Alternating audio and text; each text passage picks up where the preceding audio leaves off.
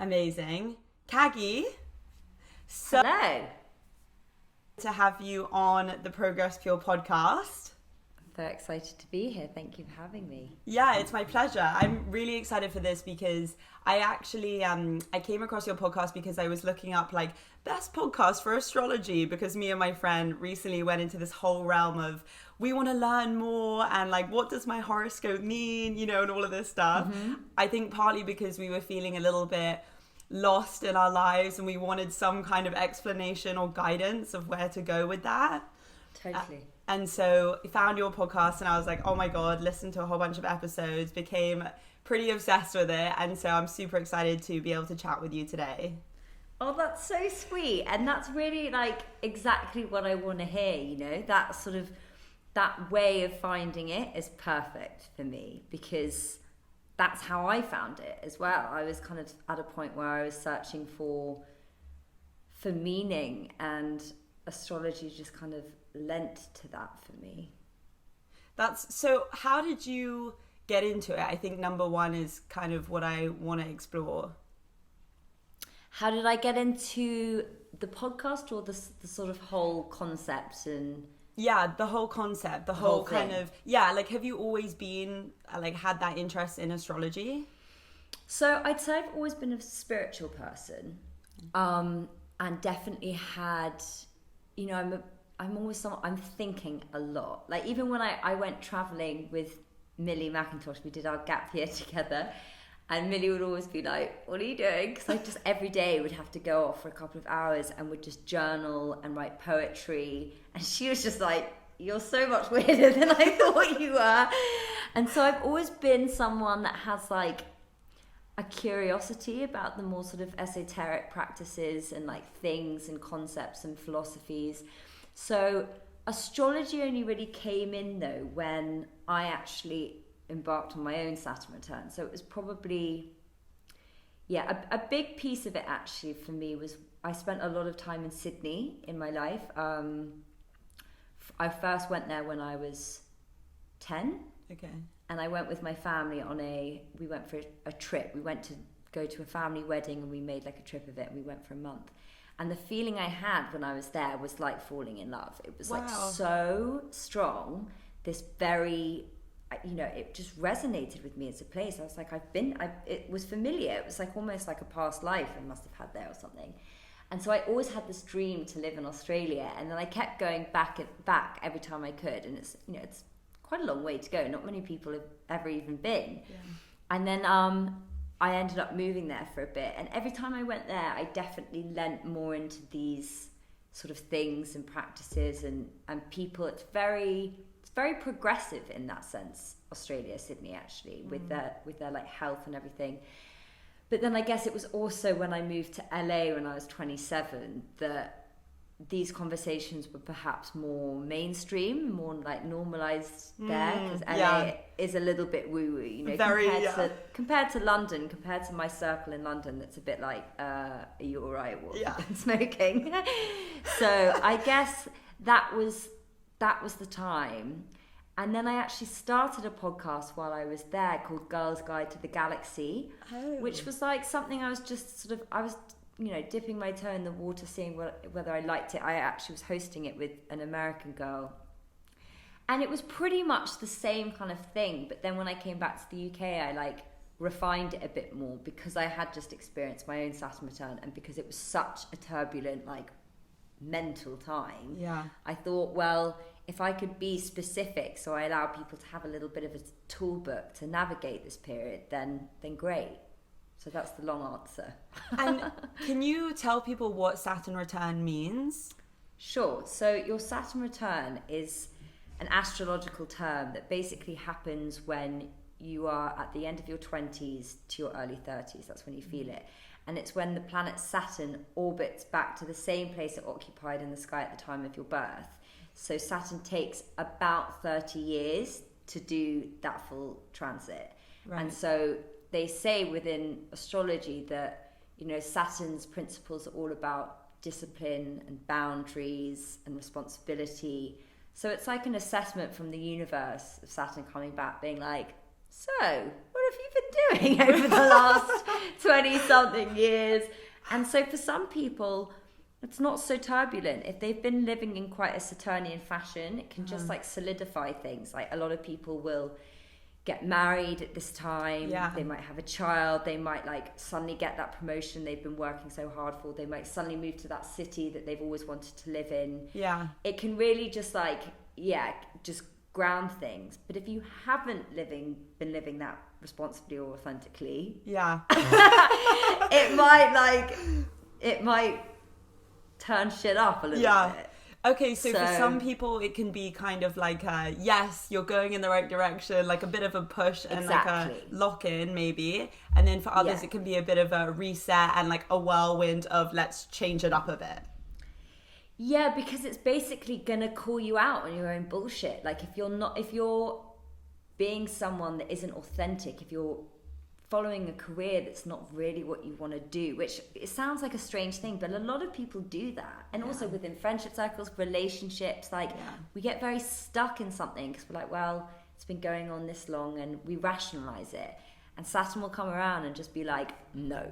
Yeah, smack you in the face. It will smack you in the face. And it's really, I think, my 20s were incredibly like fluid, I guess. They were just quite mercurial. I was messing up a lot, but it didn't really like matter. I always just kind of like bounced around and floated from one thing to the next and was very unanchored. But then during my Saturn return, it was just like, you can't behave like that anymore. It's not gonna work. We're not and also I was like, I don't want to behave like this going into my adult life. It's like that proper initiation into adulthood. Right. When you're like, okay, how do I want to be for the next X years? And you have another Saturn return as you're approaching your 60th. So it happens, you really kind of like up level at that point, and then there's other stuff that happens.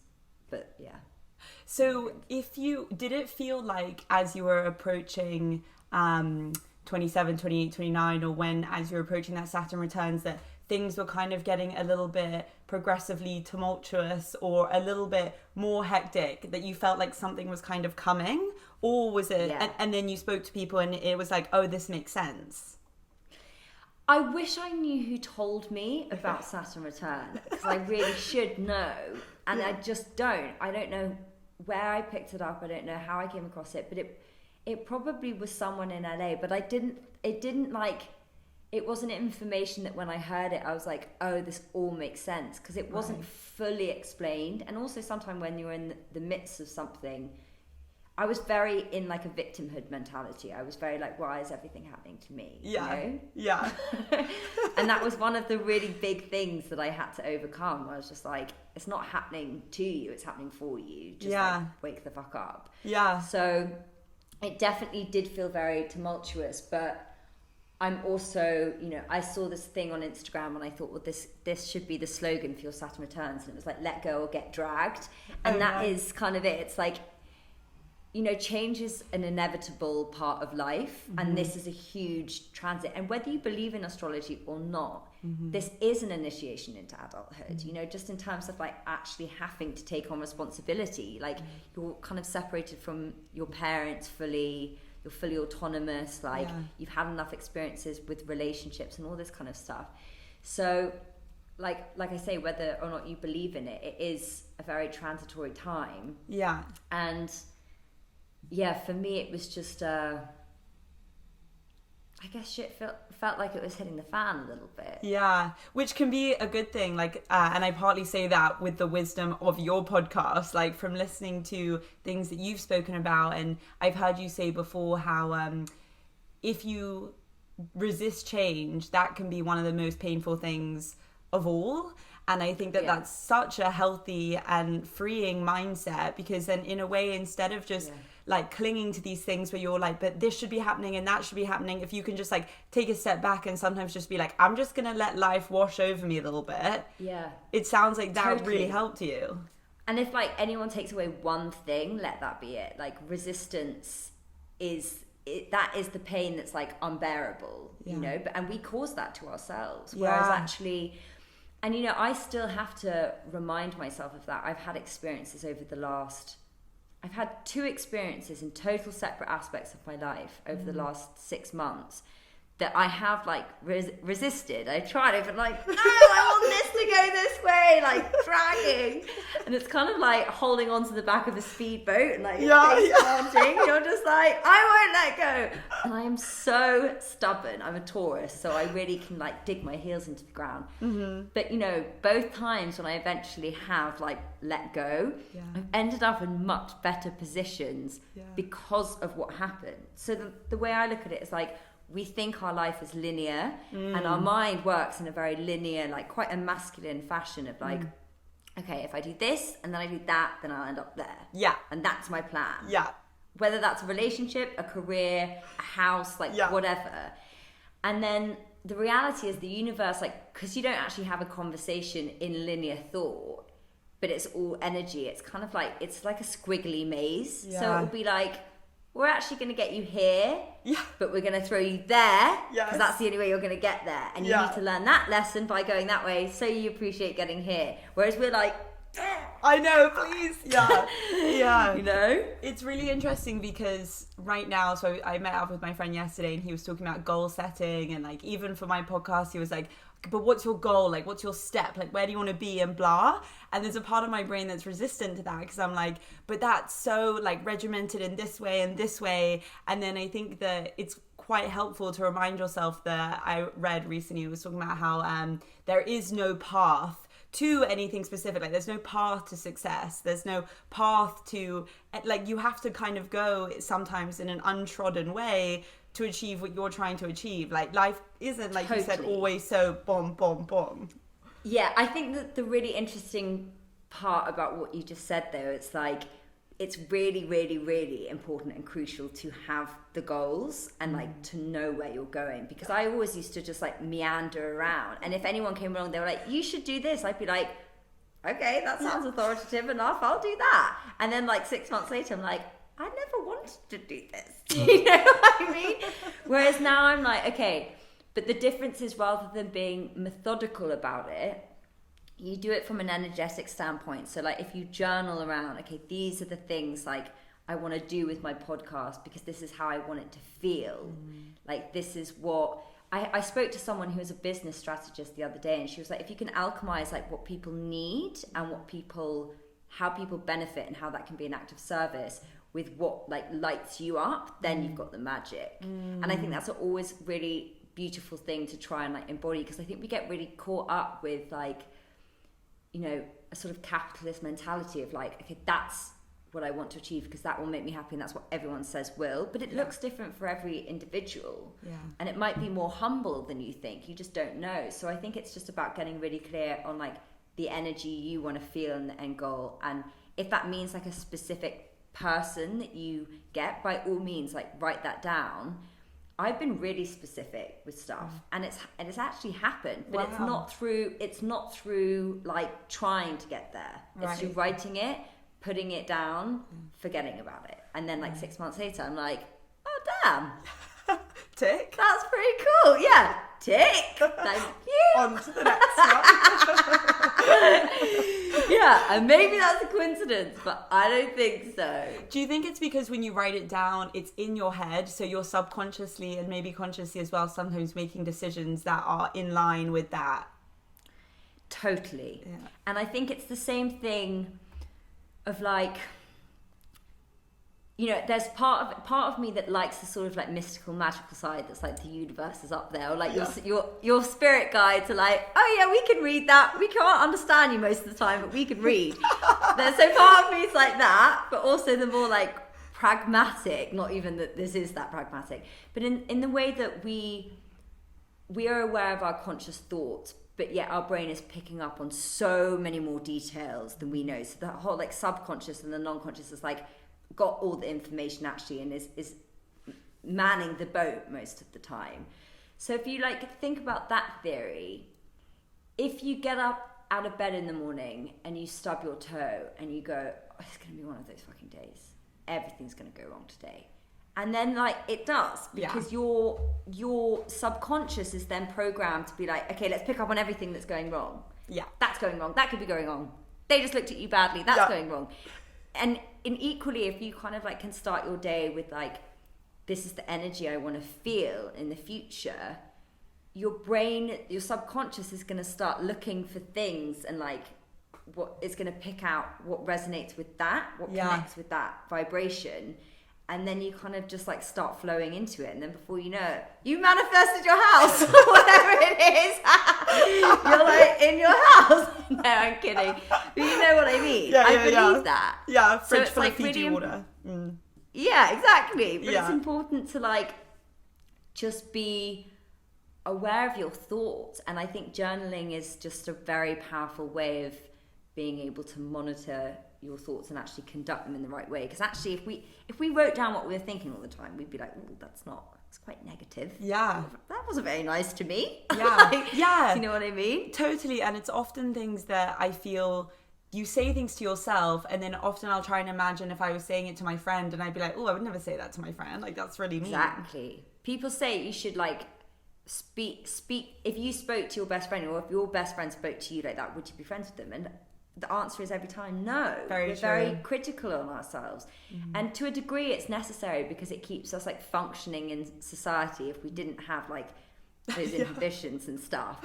But you also have to like be kinder to yourself. I actually was speaking with someone last night about this. I was like, I feel like I give off a very light energy when I'm interacting with people and like to make people feel good, and I feel good. But when I'm on my own, it's like a slightly different story. It's really? It's quite like melancholic, which isn't always a bad thing. But sometimes I'm like, I can spiral into that, and I can be quite mean to myself, which is something I really don't want to do anymore. But we're just not taught to be kind to ourselves. It's almost like considered arrogant or narcissistic to be like, you've got this, you know? Yeah. No, you don't. But I think no, you don't. Like, be humble. Tell yourself you're a bit Be English. Shit. Be English. Self-deprecating. Hate everything. But do you think then if you are, you know, because like 100% you're light, like you're so easy to connect to, like I feel happy talking to you, like you definitely do give off those vibes.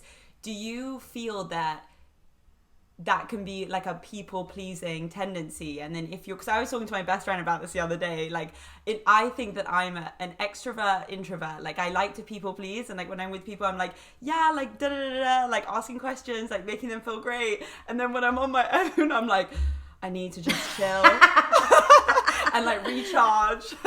You know? I know, and I mean, I did the personality test thing, and it came back as like pretty extremely introverted, which is weird because I also do, like, I was listening to one of Brene Brown's podcasts, and she was saying how she had like a meet and greet, and she was like, that is an introvert's worst nightmare. And I was like, it's actually not mine. Like, I love meeting people, and I love like connecting with people. I really get something from it, but I wouldn't say I'm as much of a people pleaser as I used to be, because I'm good at knowing when, like, I get a lot and like it fills up my energy, but I know now when to be like, okay, I'm done. Which is it's funny actually, because I never was able to do that, but that was very connected with like my behavior in terms of drinking and stuff, because that would exacerbate my like people pleasing, because then I would just be like morphing personality into whomever I was around, and I would never know when to leave because I didn't want to upset people. So I always was like the last to leave the party, which is not the person you want to be. And now I just, because I'm quite in tune with myself, like my friends actually have said, one of them has said that they find it quite like, not in a bad way, but it kind of triggers them, because I'll literally be in the park with all my friends and like everyone will be like having a good time, we'll be having a picnic, and then quite abruptly I'm just like, okay, bye, I'm gone. and I won't even like hug everyone. I'll just get up and I'll be like, I'm out, bye. And they're like, have you done something? But for me, it's just like, I know when I'm done. And I don't have a problem, like, if that upsets people, that upsets people. Like, even like when I've had people over for dinner not that long ago, when it kind of is past midnight, you're like, all right, everyone out. Yeah, I literally am like, okay, you guys can go now. And they're like, that's really rude. I'm like, it's not, it's my house. I want you to leave. I want to go to bed, had you over, get out. But no one does that. People will just stay, you know? And I think that's like, I've had to let go of some people-pleasing habits, but like, you realise that they really don't serve you or other people. It's far better to demonstrate like boundaries, because people actually are like, oh, you know, she can do that. Like, I can do that. I have a friend that a new friend that I've made called Africa Brooke. I don't know. Oh my god, cool name. I know, and she's very, very cool. And she's someone that, like, when I met her, I was just like, wow, she has the best energy. But also, like, it triggered me because she has such good boundaries. Wow. And she's just like, she's like, I don't have to be available to people all the time. Like, why do we have to be available? And I was something like, I don't know, but I am. You know, I feel like I'm available to people all the time. Yeah. So I just was like, I'm taking myself off. Like, you can't see when I'm online on WhatsApp. Yes. I don't want to feel the need that I have to respond. And also, like, on Instagram, sometimes I'm like, no. Yeah. Don't need to respond to people 24/7. Totally. You know? It's amazing. I've gone off tangent, but... No. It's, I, like, massively resonate with that, because I'm very conscious of it, even when when people message to hang out, and people, you know, you want to make like an excuse or something, and if you don't want to hang out, not because it's them, but because you're like, I need my me time, or like, I need my space, and even saying things like, oh, I can't, I'm doing this, or I can't because I'm doing that, like, it's a service to yourself. It is, and it should, like, I'm really trying to take steps towards being honest and being like, listen, I'm choosing not to, because of this reason, rather than I can't. Totally. Like, you know? Yeah, and I find myself doing that and, like, sitting with the, like, discomfort, and, you know, you want to apologize. Like, even I had 2 days ago, I was just like, I'm not communicating with anyone on any, like, on my phone at all today, because I was just burnt out, and I was like, don't need it. And then people start, like, calling when you haven't responded, and I'm just like, no. Yeah. And then the next day, I had to really, like, catch myself from writing the message of not saying I'm sorry. Yeah. 'Cause it's like, why am I sorry? Yeah. Why am I sorry for, like, taking a day? Do you know what I mean? So it's just like, I was off communications yesterday. How are you? And I was like, sounds a bit psycho, but, like, you know what I mean? But people are like, oh, okay, that's fair enough, I guess. But it's just a weird thing that we're just not good at disciplining, like, being disciplined with speaking our truth. It's just a very strange societal thing where we just would rather, like, make everything comfortable. I know. And at the sacrifice of ourselves. And it's odd, because then the more that people do it, the more it becomes strange to tell the truth, which is bizarre. Like, I was on the phone the other day and I was speaking to my friend for half an hour, and then I just got I was just like, it's 8:30, it's kind of my me time, I want to eat popcorn and I watch TV, like, I don't want to carry on the conversation, but felt kind of rude in being like, I'm just gonna wrap this up here if that's cool, and like, I'm just gonna take off. And even going on dates, me and my friend, we've tried to be, we try and have rules to ourselves to try and be as honest as possible. So at the end of the date, rather than going, if you didn't like them, or, you know, midway through the day, or 5 minutes if you're not into them, instead of being like, oh no, I've got to go, my friend, just being like, I'm just gonna leave now. Just like, I mean, the dating thing is a whole nother thing. That's true. Like, that's a whole nother challenge, because you could be, like, great with your family, with your friends, with career, and then suddenly when it comes to a relationship, you're just like, I'll do anything. Please love me. please. So yeah, and I think, you know, exercising your boundaries and, like, speaking your truth in relationship, especially at the beginning, is really hard. Really, really hard. And it's always that thing as well, it's like, do you tell someone that you're just not into it if you're not into it? Or do you just, like, try and, like, slowly hope they get the message? I am such a proponent. Like, if I could be president of a dating app or president of dating, I don't even know what I'm trying to say, but if I could try and implement one rule, is that I think it's so important for people to tell people, hey, you're just, because this weird expectation of that everyone should like each other is kind of nuts. Like the likelihood of someone so really true. liking you and getting on with you and pursuing you, the chances of that are not that high. And also, it's because we do live in a world now where it's like it's numbers driven, it's a volumes game. So it's like if everybody doesn't like me, I'm doing something wrong.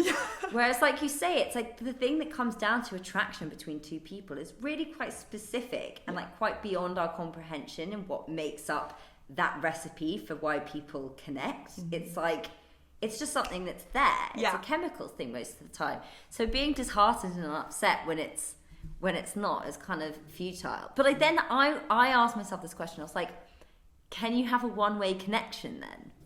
You know? Ooh, interesting. Yeah, so I was thinking about this because, like, you know when you're really not into something and they're really keen, or the other way around. Yeah. It's like, is that just a kind of, you put them on a pedestal and you're enamored by them and, like, desire them? Or are you really feeling a connection? And I'm still not 100% sure. Yeah, it's an interesting one because I think that you can, like, there are things that everybody, if they're aware of it or they're not, like, you can have a tick box, you can have, you know, your type or whatever. And I think that some people, they know what that is. And so if they meet someone who fulfills that, they're like, that's my person, you know? For some people. And then for other people, they might be a bit like, but you don't meet my criteria and, like, you don't tick those boxes for me or whatever, so maybe it can be like a mismatch. I think most of the time what happens though, it's like they kind of resemble quite a lot of them and then we just like shoehorn them into it. We're like, yes, it fits! It fits! It is you! I know it's you. Fit into this.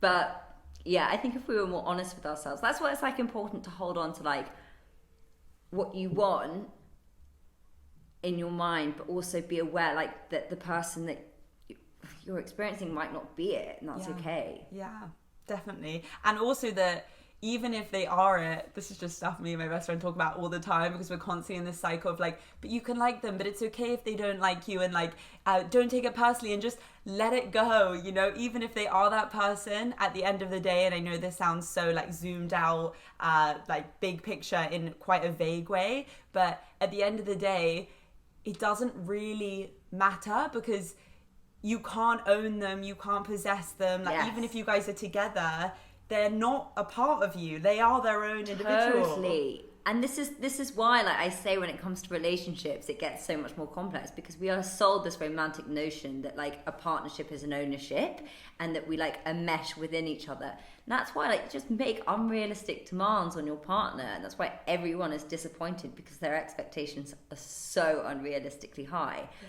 And I'm really coming around to the idea now, and it's taken me like 31 years, would be like, you know, I don't owe that person anything. They don't owe me anything. We don't own each other. We're two like autonomous beings that are like choosing to create something together, but that's it. And and I think everyone is like, and myself included at times, I'm like, oh, that's terrifying. You know, because before it'd be like, and you're responsible for my happiness. Yes. Okay, good. Glad we cleared that up. And that's never true. That's just an illusion. And all the language and all the like baby talk and all the sort of neediness that we romanticize is actually can be quite toxic and really unhealthy. Yeah. And now I'm realizing that if you can switch your psychology around that, there's so much magic in it because we need that fear and danger to keep it exciting. Because as soon as we lose that, all the like friction goes, all the tension. Mm-hmm. So I think like that's why a lot of the times when people get married, it's like, where'd our sex life go? Yeah, exactly. Because suddenly you're like, okay, we kind of have like made this contract that we own each other or something.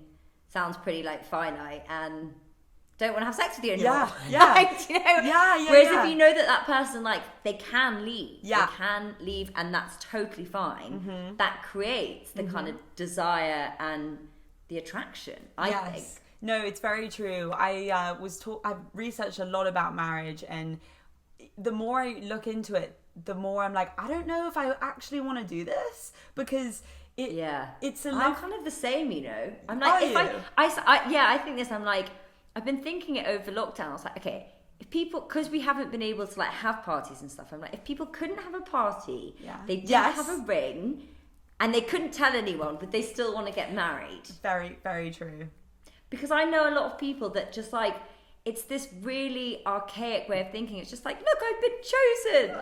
I'm a real person. I've been chosen by a man. And everyone's just like, oh, let's go down to the village and celebrate. Like, it's like we're so progressive in so many aspects of our lives. Yet this one, we really go backwards in time. And I find it kind of weird. It's madness. And the fact that people are like, we can sign up. And even in terms of the finances and stuff of being like, we'll never get divorced. We don't need to like organize how the finances are going to be dealt because we're in love. And it was like, you idiot.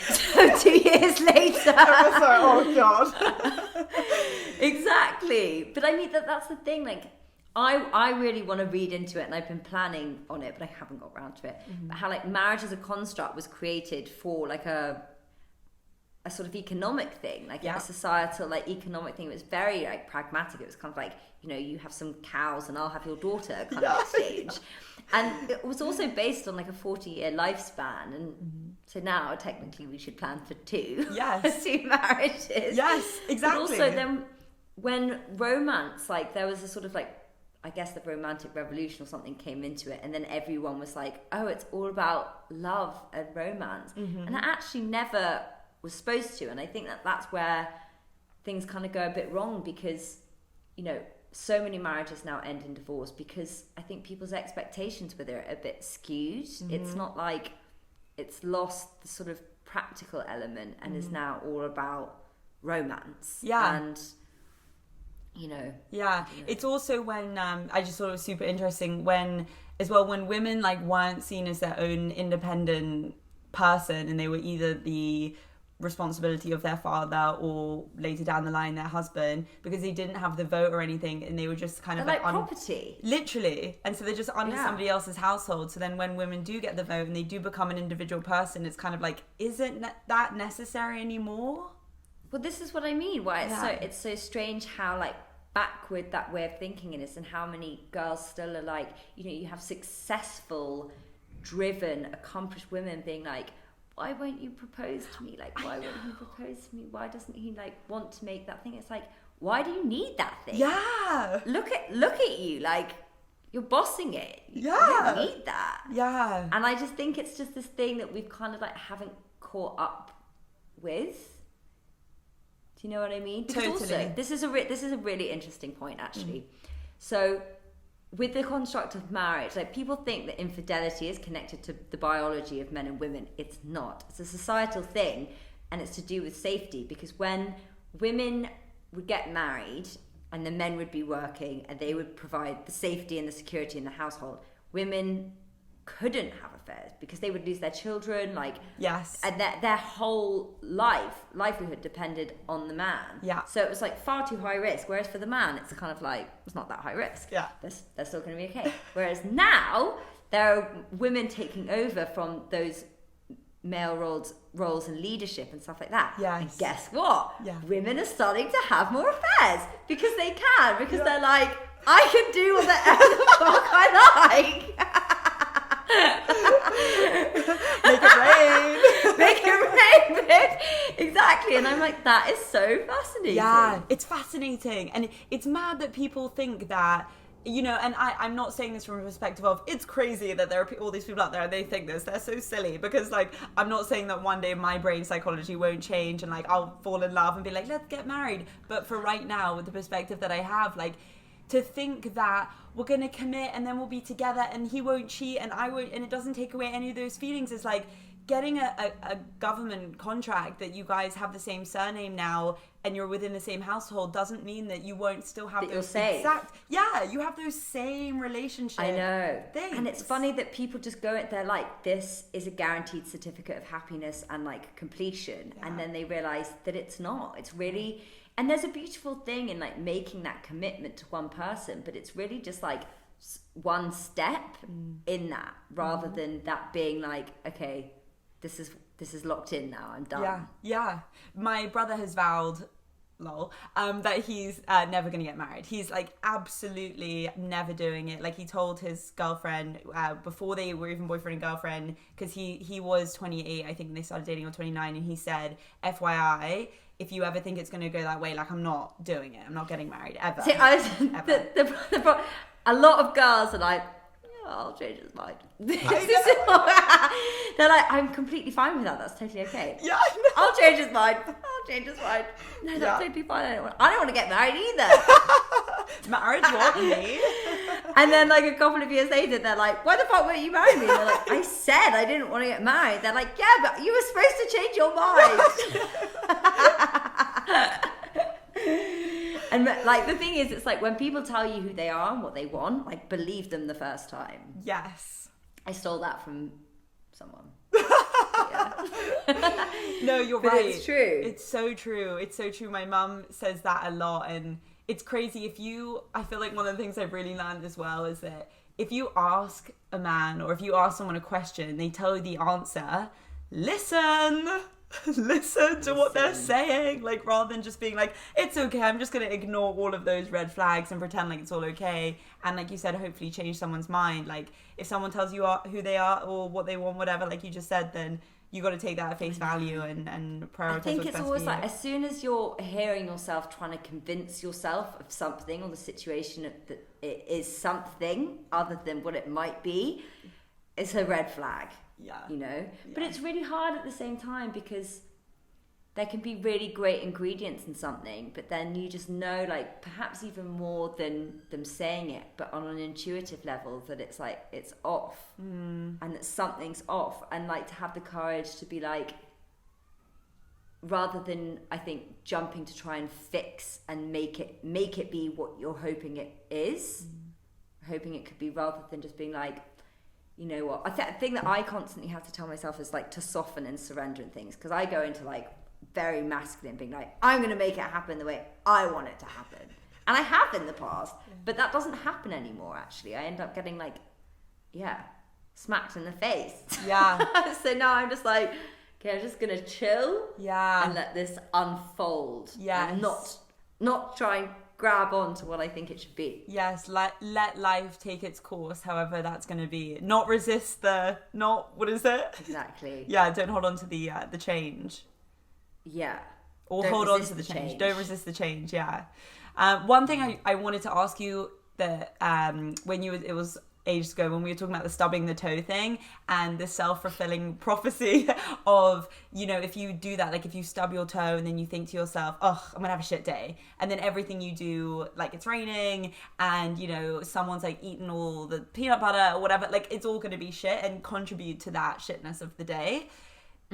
Do you think, like, with horoscopes, so I know it's not the same thing, but my mum, when she was younger, she went to It's a very lady. similar. I get, yeah, go on. Do you know what I mean? Like, the fact that... So it's super similar, but you're just doing it externally. Yes. And someone is telling you, you know, you might have, like, some relationship troubles today, or, like, you might run into, like, money issues, or you might do this. And then do you ever find that's one of the reasons why I've never gone to a palm reader or like a tarot card reader, because I'm scared that they're going to tell me something, like, totally, and it will get in my head. Totally. And some, like, I've got some friends that get really attached to it. They're like, oh, so and so told me I'm going to meet someone in like a month, so that's going to happen. I'm like, I wouldn't like resign yourself to that too much. And they were like, and it's going to happen in a weird way, so like I'll watch out for weird things happening. But I totally get what you're saying, and it is kind of one of the same, but one is like, and here's the trick with astrology. As soon as we like give too much power to something that's outside of ourselves, we're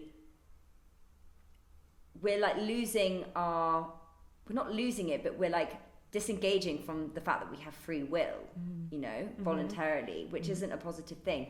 So like my perspective with the whole thing is it's a dance between the two worlds.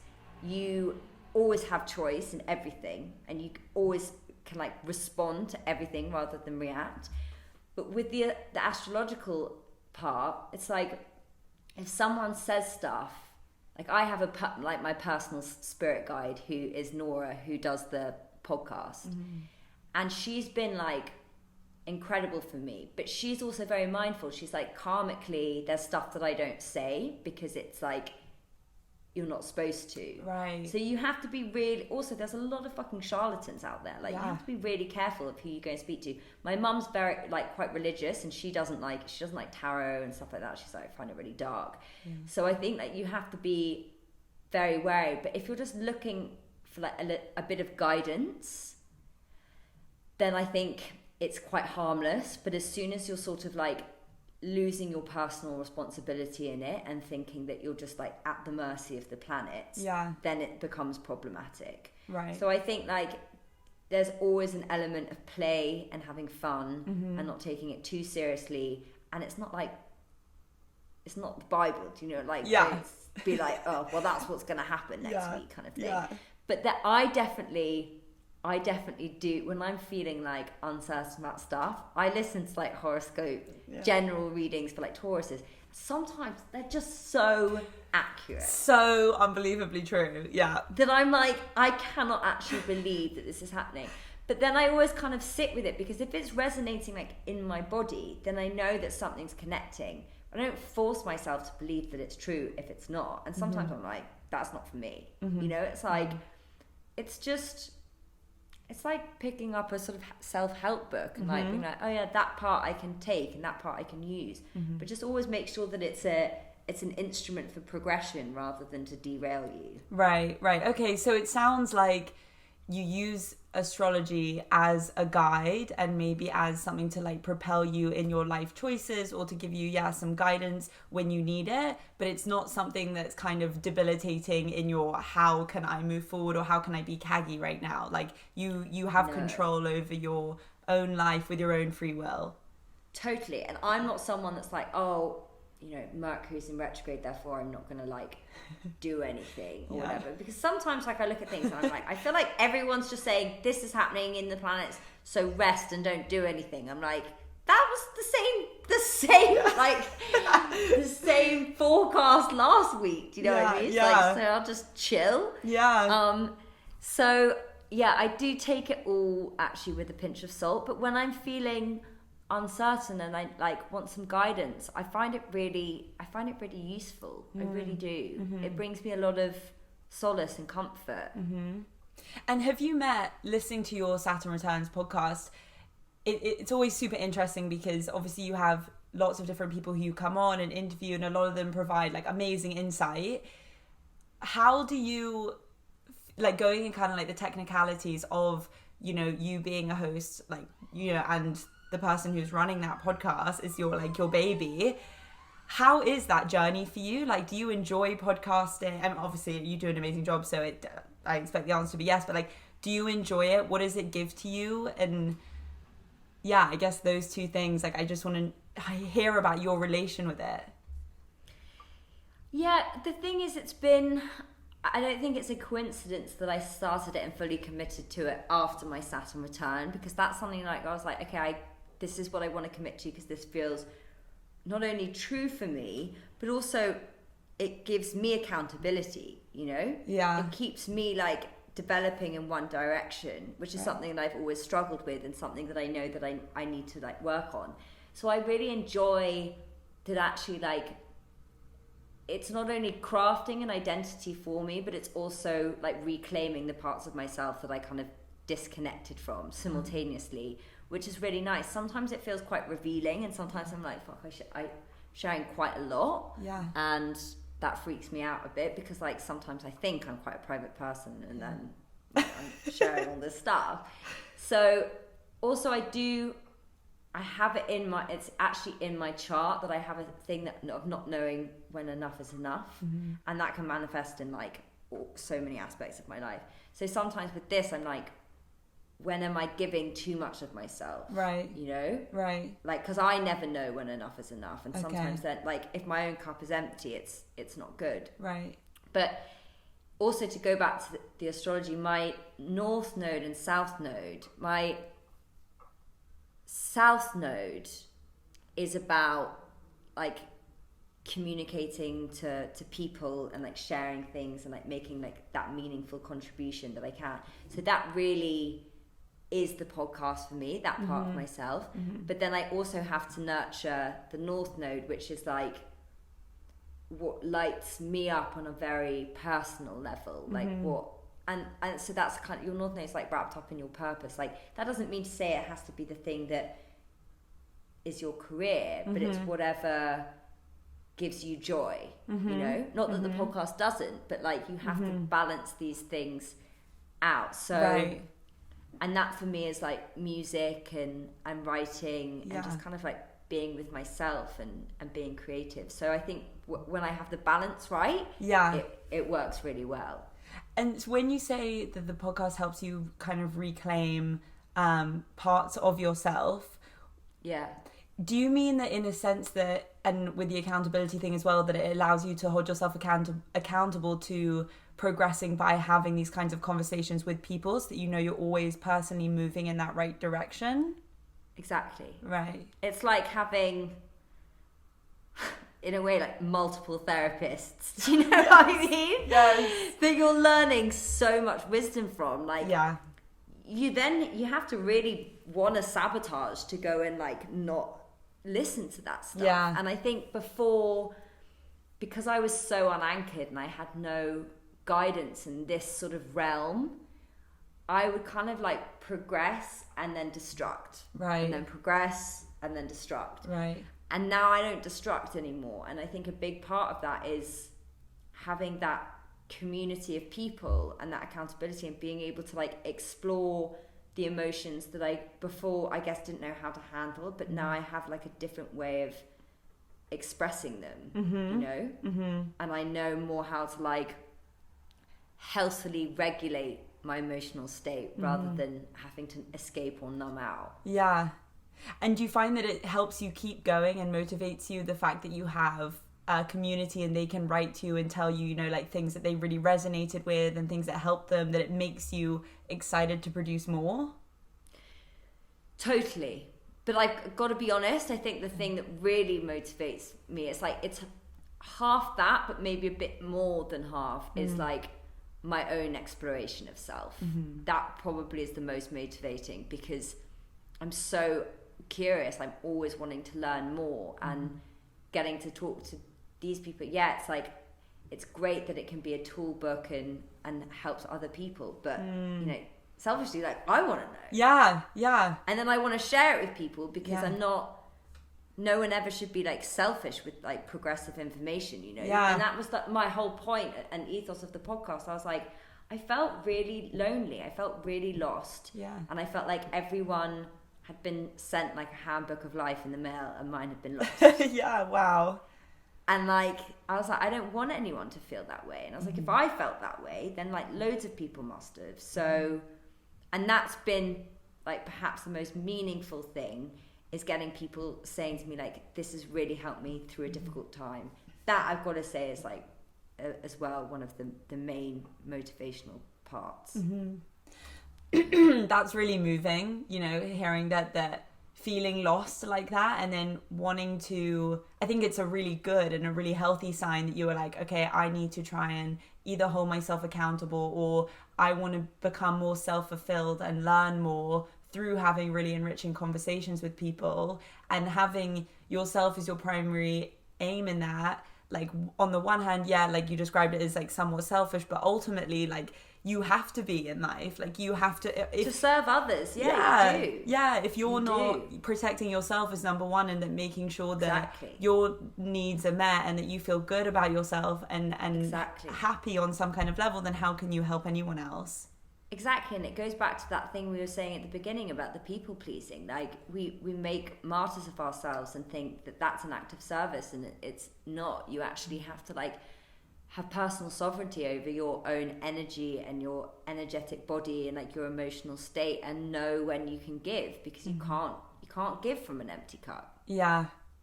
And do you ever find that process of having those conversations recorded, was that ever anything that you were like, no, because you know, you're so cool and collected and lovely and warm in your podcast, that do you ever get nervous when you're talking to people? Do you ever find those conversations difficult to have, like from a personal kind of perspective, or not really? Not really. Yeah. I just love talking. I love talking about these kind of things. Yeah. So I don't find, and also I've always felt comfortable. You know, I feel comfortable talking about the vulnerable stuff. Yeah. I almost feel more comfortable talking about that stuff than like if someone was telling me how to be. Like, I think before in the past when I've sort of had to have like more media training things around stuff, I'm like, no. Yeah. I don't want to feel like I'm scared of saying something. Like, I want to be able to be truthful. Yeah. And for that to be invited and for that to like connect with people. So not really. The only part, I got like a little bit nervous when I was interviewing Julia Samuel, who came on the podcast recently, and she is a psychotherapist that specializes in child bereavement and grief. Right. And she's like, she's pretty sophisticated in terms of like her experience. So I was a little bit nervous. Yeah. But not, and that was also because it was on the computer. So it's like slightly, if you are a bit nervous, that can like make that worse. Yeah. But other than that, no.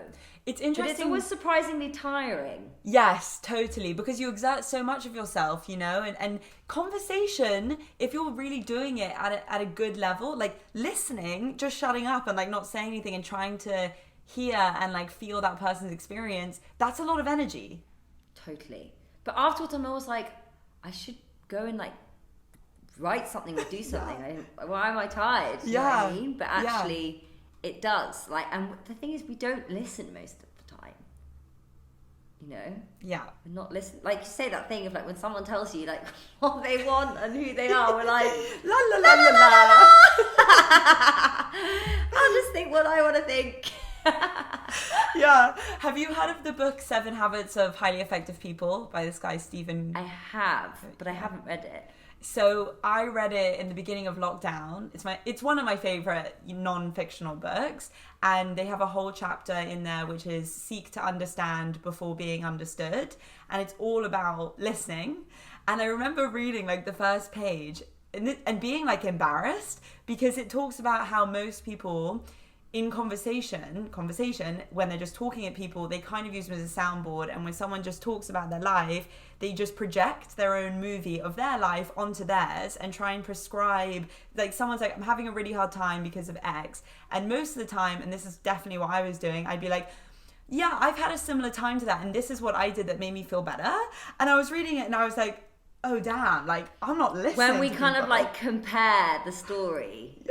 Yeah, exactly. Yeah. And it's such I really recommend it, because it was such a good like eye-opening experience for me to be like, oh okay, I need to be way more humble in terms of like when I'm listening to people, and like the fact that they're sharing their story with me, and I need to appreciate that rather than just being like, listen to me. But it can be exhausting. It can, and also like you also have to be aware sometimes when people are just like offloading onto you. You know? Yes, true. Because sometimes you can be really good at listening, and then you're like, it's been a few hours, and I could just be like an automated machine. Yeah. Because people can, because they're so not used to it that when you give them the opportunity, they're just like, and then this happened, and you're like, this is exhausting. But sometimes people need that. Like sometimes people just need to feel like they're listened to, even if they're not really being listened to. That's why therapy's so good. True. You know, because that is actually fundamentally, I think, what most people do in therapy is they just talk and have someone listen. Yeah. No. But isn't that sad that they have to go and pay for that? I know, it is sad. Do you go to therapy? I have done in the past. It was really important for me when I did. Mm-hmm. I went from my 30th in May for a year. Okay. So it was and maybe even a bit longer actually. But I'd started going like a couple of months before I had like a really turbulent breakup, and it was like I could have quite easily spiraled back into old bad behaviour then. And I think that the therapy really helped hold me accountable. Right.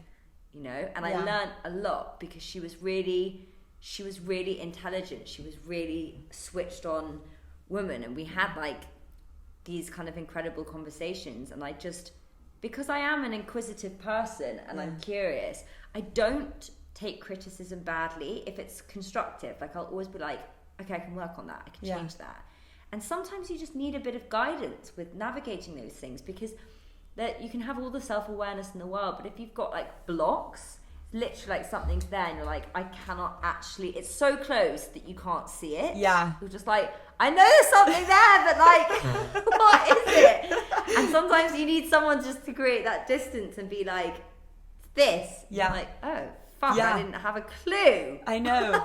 And it's so funny how someone can just say one thing and it totally changes your perspective on that. And you're like, I just didn't see it from that angle at all. And sometimes the reason is because we don't want to. Yeah. You know, there's always a big part of us that doesn't want to progress, that doesn't want to like deal with those things because there's a protective like barrier. Like our egos just wants us to stay safe, which often means staying small. Doesn't want to go to those parts. But like, you know, the friendship groups I have are all, sometimes I'm like, oh, this is exhausting because we're all like getting involved, you know, like, what does this mean? And we're just like, and then I have to balance it out with friendships that are just like, stop overthinking everything. Or, this is embarrassing. Yeah. Do you know what I mean? And those are usually my male friends, and they're just like, can we just like have fun and laugh? And you know, they're like, no, stop podcast talk. I'm like, okay. I know, it's so true. Like sometimes you definitely need those moments of like, let's talk and analyze it, and sometimes you just need those moments of like, meh, well, we're just moving on from that, you know? Exactly. It can be destructive. It can be like, if you become, it's also an indulgence, you know, like you have to be in a fortunate enough position to be like, let me just dissect this within every inch of its life. Do you know what I mean? Like, and I've been able to indulge in that quite a lot, but it's not always good. Yeah, for sure. I was going through a breakup. It's like not good for you. It's like the indulging thing. I had a breakup once where I was crying, like on this day, like crying so much. And then at one point he just went, I think he was like, are you actually sad? Or are you just like overindulging yourself in the sadness? And it really was like who said this? This was my first ex-boyfriend. Oh, so the person that you've broken up with actually said that? Yeah, like, because we'd been crying and it was extremely emotional. And then I was just kind of like going for it. Like I was just crying. And then at one point he was just like, okay, you need to stop. Like, I think you're just loving the sadness. And I was like, you're like, oh, what's wrong with that? When he said it, I was like, how dare you? Like, oh my God, I'm just sad. And then I thought about it and was like, no, I think I'm loving the sadness. Like, I love welling in it, you know? But isn't that like kind of a beautiful thing at the same time? It's like when you feel that much, you're just like, wow, this is kind of like amazing. But it's just like being able to acknowledge that. Yeah, totally. Well, first of all, I'm super shocked that this hasn't run out after 40 minutes. I know, it's like magic. I kept thinking, I was like, I mean, there's a glitch in the Matrix, because this definitely should have run out 20 minutes ago. I know, yeah, which is pretty great. But yeah, I feel like we've covered a lot of ground, and it's been super interesting to chat with you, Caggie. Before we wrap this up, like, first of all, there are a few things, like, as you know, you're an inspiration, I think, to a lot of women. And when I said I was doing a podcast with you, lots of my listeners and followers reached out and they were like, oh my God, stop. Like, I listen to Saturn Returns all the time. And you know that I saw on your Instagram, somebody left you a note in Granger. Yeah. She messaged me and she was like, oh my God, like, I love her. I'm so excited. And so for those women, because most of my listeners are women between 23 to 27 who are kind of like going through their own shit, and not just for those women but people in general, like, have you got any kind of advice for them right now? I know it's kind of like a massive like pressure moment, but anything that you think would be like helpful, whatever, for people to hear that are going through a tough time, or even just like something reflective of like where you were at in your 20s and after your Saturn returns, and something that maybe you wish someone had said to you when you were like 23, 24, going through a bit of a like, I don't know what life is, where I am phase. Well, I'm not very good at answering these things in short and snappy ways. No but probs. I'll try my best. But I think, you know, the way I round up like every episode felt, you know, when all of everything that in the world has happened with coronavirus and everything, it felt particularly apt, but it wasn't intentional. But this idea that like you're not alone, like that was something, that feeling of loneliness when you are going through something difficult is incredibly painful, because it's in that sort of isolation and that solitude that everything just feels unbearable. So I think being able to find like people that you can reach out to. When I was living in LA, I didn't really have those kind of friends that I could call on, that they could just come sit with me and just be, you know. And I think it's really important to like have those people in your life. Something that I do, that the guy I'm seeing said was like, I think he thought it was a bit, well, no, he didn't think it was sad, but after I said it, I was like, God, I sound a bit sad. But I get this thing where I still get moments where I'm like, and that's just, you know, even though I might come across as like happy a lot of the time, I get really low. I still get really low. And when I do, one of the things that I have to do is I have to go to my journal and I have to write down all the people in my life that love me and that I love, because I start to think that I don't have anyone, even though I know that that's crazy, because I have so many people in my life. Even like people on social media, that even that girl you said that messaged you from Grange, like we have these conversations that are really fulfilling for me on like a meaningful level. But I have to go and do that and do those kind of things to check myself, to stop myself from spiraling in that thought. So even when like negative and difficult things are happening, I'm not going to say like it's all going to be fine and just to be positive, because sometimes that's just like a meaningful thing to say, like accept that it's rough and like feel that it's rough and be upset and be emotional and like be in that emotional state about it and allow yourself to indulge, but also know like this too shall pass. Like everything is fluid and everything is moving, and even though it doesn't seem like it at the time, like you're going to be in a different place later down the line. And just try and do the things that can keep you grounded and can keep you in a good enough place that, you know, allows you to essentially survive, because we're all in a bit of a survival state right now. And whatever that might be, and like for me it's really important to eat really well, to get out in nature, walk, to connect with people, whether that's like through social media, but it's better to actually have phone calls, and to be kind to yourself, like to be kind to your body. And that means eating well, that means exercising. Like it's all, the thing is, it is all those little things that amount to something great. And it's really hard to see that and feel that when you're going through something difficult. I remember when like I go through my periods of depression and I think, and someone's like, you should go to the gym. I'm like, the gym isn't going to fix this. But actually, if I'd gone to the gym or I'd gone for a run 5 days prior, like 3 times, I probably wouldn't be feeling the way I was feeling. But we just always think that it's like when we're in that darkness that we're never going to get out, but we always do. It's just important to know the steps that we can take to get there. So I love a very short and snappy. No, but it's so true, and I think it's so beautiful, this idea that if you don't feel good, you don't need to get into your head of I need to feel happy and I need to feel positive, because if anything, that makes you more anxious. And that is the problem with like what is going on in this world and this realm of like well-being and spirituality. It's like bypassing all of this stuff, and that is not what I'm like here to practice by any means. And I've seen people, like I've gone to workshops and stuff where people are like, you can have a positive, abundant, like wonderful life. I'm like, that's poisonous to tell people that are suffering that kind of thing.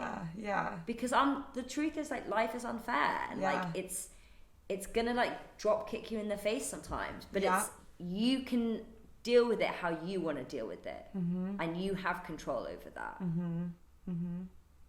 That's really beautiful. Thank you. Power of the people. It's okay not to be okay. I'm exhausted. I'm gonna go have a nap now. I know. Me Me too. But Caggie, thank you so much. That was awesome to talk to you. I'm going to stop recording now. Okay.